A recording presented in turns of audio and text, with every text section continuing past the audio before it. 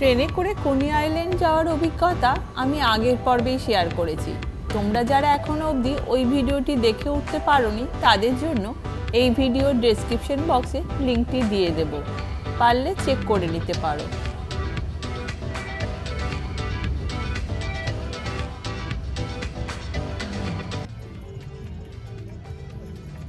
এই পর্বে আমি তোমাদের ঘুরিয়ে দেখাবো কোনি আইল্যান্ড, আর সঙ্গে থাকবে আমাদের কোনি আইল্যান্ডের অভিজ্ঞতা।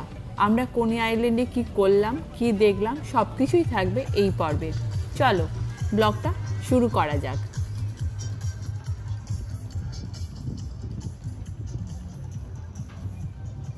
হ্যালো এভরিওয়ান, আমি মণিদীপা। তোমাদের সবাইকে স্বাগত জানাই আমার এই চ্যানেলের আরেকটি নতুন ব্লগ দেখার জন্য।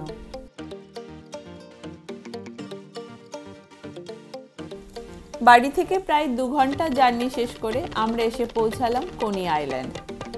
কোনি আইল্যান্ড নিউ ইয়র্ক প্রভিন্সের ব্রুকলিনে অবস্থিত একটি সুন্দর সি বিচ। এই কোনি আইল্যান্ড লম্বায় প্রায় 4 মাইল বিস্তৃত এবং চওড়ায় প্রায় 0.5 মাইল, আর এই কোনি আইল্যান্ড বিচটির লেন্থ হলো 3 মাইল। এই কোনি আইল্যান্ড বিচটির পূর্ব দিকে আরেকটি ফেমাস বিচ হলো ব্রাইটন বিচ, এবং নিউ ইয়র্ক বে এই বিচটির দক্ষিণ পশ্চিমে অবস্থিত। কোনি আইল্যান্ড বিচটি আটলান্টিক ওশেনের একটি বিচ। এই সি বিচটি নিউ ইয়র্ক সিটির ফেমাস সামার ডেস্টিনেশন। তাহলে চলো ঘুরে দেখা যাক কোনি আইল্যান্ড।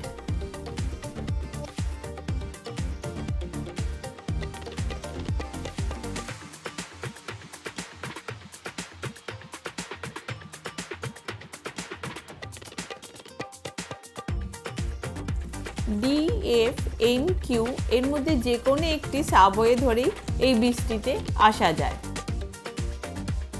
সাবওয়ে থেকে নেমেই আমরা হাঁটা দিলাম বিচের দিকে, আর প্ল্যাটফর্ম ক্রস করে স্টেশন চত্বরেই দেখতে পেলাম এরকম দোকান, যেই দোকানগুলিতে বিচে ব্যবহৃত হয় প্রচুর জিনিস পাওয়া যাচ্ছে।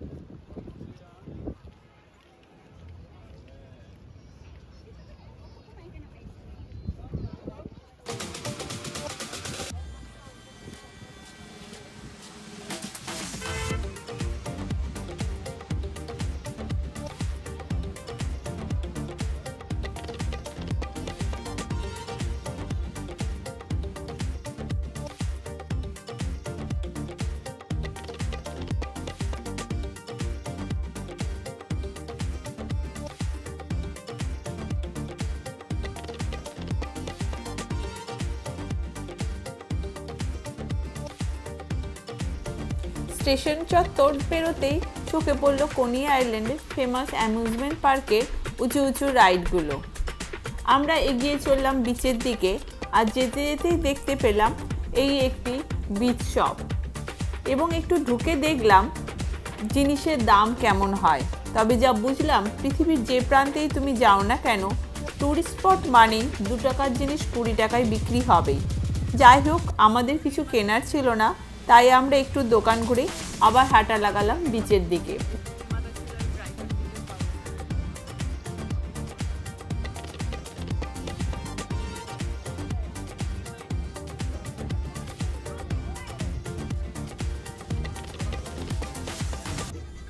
এই রাস্তায় যেতে যেতেই দেখতে পেলাম বিভিন্ন ফুড স্টল, সফট ড্রিঙ্কসের স্টল, জামা কাপড়ের দোকান, আর পুঁথির তৈরি চুড়িমালার দোকান, ঠিক অনেকটা আমাদের দেশের গোয়ার বিচের মতো।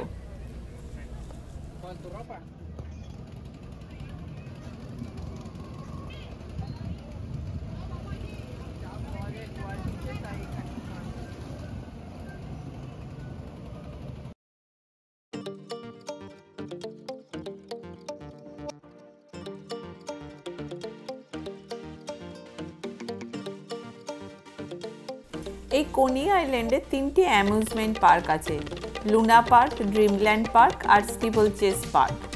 যদিও দুপুর বলে একটু ফাঁকা ছিল এই পার্কগুলো, কিন্তু বিকেল থেকে ভিড় ছিল চোখে পড়ার মতো। হাঁটতে হাঁটতে আমরা এসে পৌঁছালাম সমুদ্রের তীরে।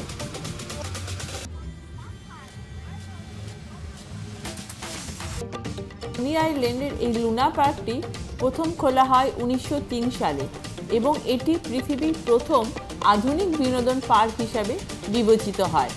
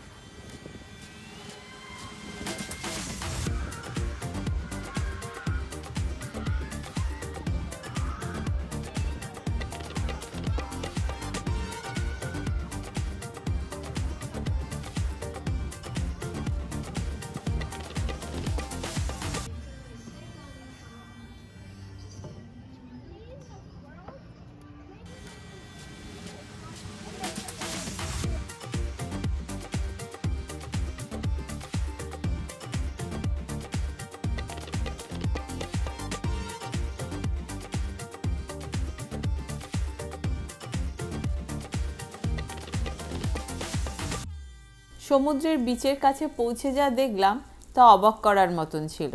এত লোকের ভিড়, দূর থেকে পুরো বিচটাকে মনে হচ্ছে পুরো ছাতায় ঢাকা। সূর্যের তাপ আর গরমও ছিল অস্বাভাবিক, কিন্তু এখানকার মানুষ গরমকালে খুব এনজয় করে, তাই বাচ্চা বয়স্ক নির্বিশেষে সবাই এসেছে এনজয় করতে। কেউ কেউ সমুদ্রে স্নান করছে আর কেউ কেউ বালির উপর শুয়ে রোদ পোহাচ্ছে। তবে গরমে আমাদের অবস্থা কাহিল হয়ে গিয়েছিল, আমরা তাই বসার জায়গা খুঁজতে শুরু করলাম একটু জিরিয়ে নেবার জন্য।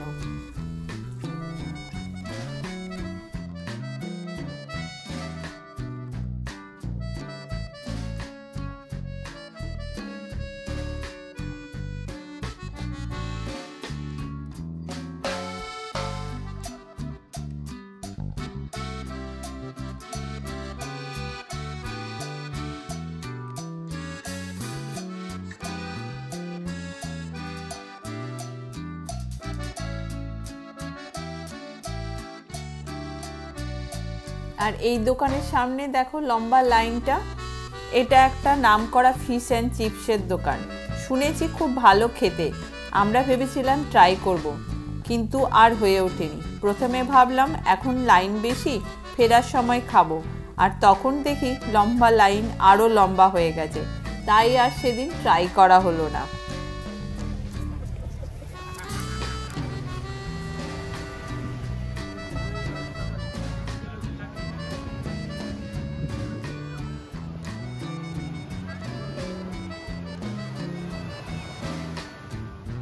তবে সমুদ্রের হাওয়া ছিল ঠান্ডা, তাই সমুদ্রের কাছে খুব আরামই লাগছিল, কিন্তু সেখানে বসার জায়গা ছিল না, তাই আমরা একটু হেঁটে দূরে একটা সাইডে গিয়ে বসলাম আর সমুদ্র দেখতে লাগলাম।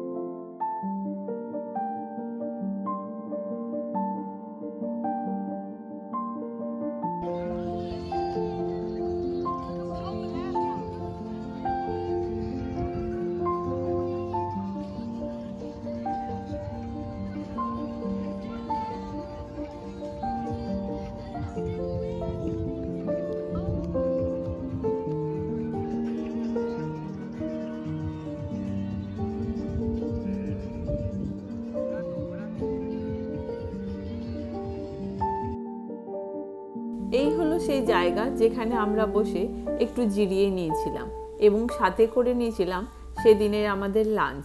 আমরা বাড়ি থেকেই লাঞ্চ প্যাক করে এনেছিলাম, তাই এখানে বসে লাঞ্চটাও সেরে নিয়েছিলাম। লাঞ্চ করে একটু রেস্ট নিয়েই আমরা হাঁটা দিলাম পায়ারের দিকে। পায়ার মানে হলো ফেরিঘাট বা জেটিঘাট।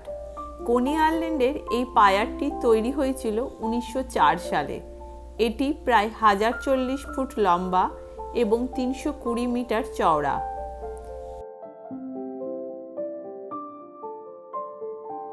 এই পায়ারটিতে অনেক কটা বেশ বসার জায়গাও আছে।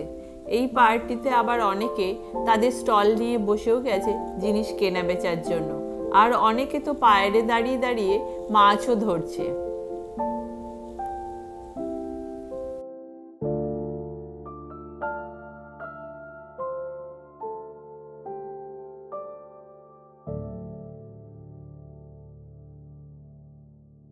পায়ার থেকে সি বিচের যেমন খুব সুন্দর মনোমুগ্ধকর দৃশ্য উপভোগ করা যায়, তেমনি এখানে দাঁড়িয়ে অন্য দিক থেকে দেখতে পাওয়া যায় সাগরের নীল জলরাশি, যেখানে ঢেউগুলো তীরে এসে ধীরে ধীরে আছড়ে পড়ে। তেমনি দেখা যায় দূরে আকাশের সাথে মিশে থাকা সাগরের সীমাহীন বিস্তার। আর দেখা যায় ভাসমান নৌকা ও জাহাজ, যা পুরো পরিবেশটাকে আরো জীবন্ত ও আকর্ষণীয় করে তোলে।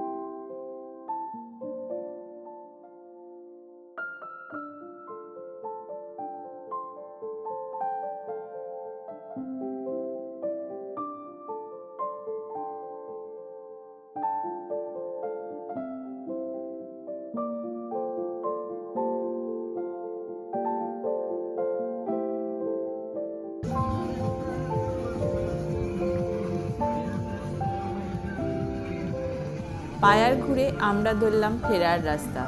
আর ফেরার পথে বয়স নির্বিশেষে মানুষের এই প্রাণখোলা নৃত্য সত্যিই মন ভরিয়ে দিল।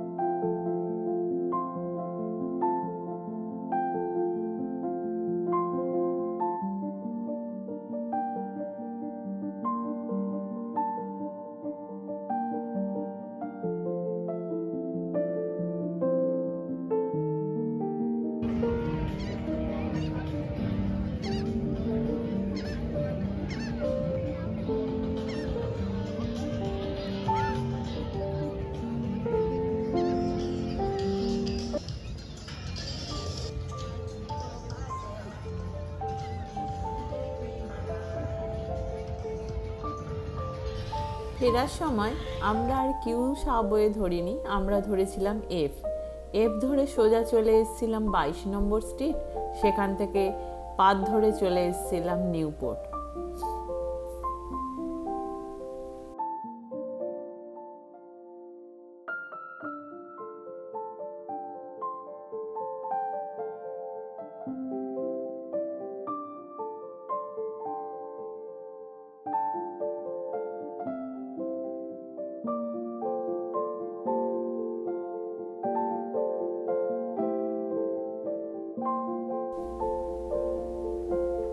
আজকের ব্লগটা তাহলে এখানেই শেষ করি।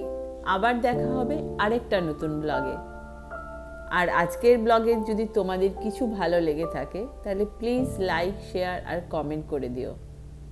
আর যদি আমার চ্যানেলটাকে সাবস্ক্রাইব না করে থাকো তাহলে প্লিজ সাবস্ক্রাইব করে নিও আমার চ্যানেলটাকে।